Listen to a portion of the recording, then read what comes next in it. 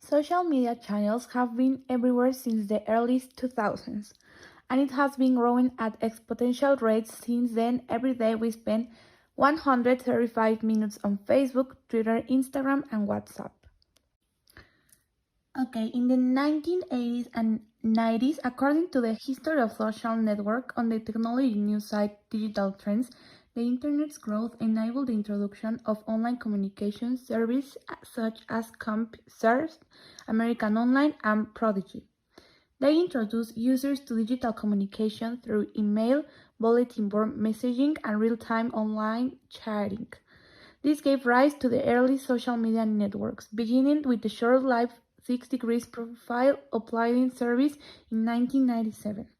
This service was followed in 2001 by Friendster. These rudimentary platforms attract millions of users and enable email address registrations and basic online networking. Weblogs or blogs, another early form of digital social communication, began to gain popularity with the 1999 launch of the live journal publishing site. This coincided with the launch of the blogger publishing platform by the tech company Paralabs, which was purchased by Google in 2003. And in 2004, LinkedIn was found as a networking site for caring mind professionals. By 2020, it had grown to more than 675 million users worldwide. In 2003, MySpace launched. By 2006, it was the most visited website on the planet, spurred by users' ability to share new music directly on their profile pages. By 2008, it was eclipsed by Facebook. In 2011, MySpace was purchased by musician Justin Timberlake for $35 million, but it has since become a social media afterthought. Google's attempt to evolve its way into the social media landscape. Google+, launched in 2012. A rocky existence came to an end in 2018 after the private information of nearly 5,000 Google Plus users was compromised by a data security breach. But today's social media landscape is populated by a suite of services that jockey for the attention of more than 5 billion mobile device users worldwide, like Facebook, Reddit, Twitter, Instagram, Pinterest, Snapchat, and the most popular in this year, TikTok.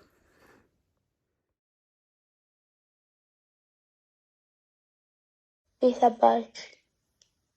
They lost interaction with their social environment and family. They can become victims of cyberbullying and phishing. They expose themselves to people they often do not know, publishing personal information. They become victims of viruses and corrupted software. Advantage. It generates more communication and interaction among young people. They are better informed, overcome shyness from social media. It facilitates the relationship between people without cultural and physical barriers. Social networks are present in your daily lives and help us solve problems that arise.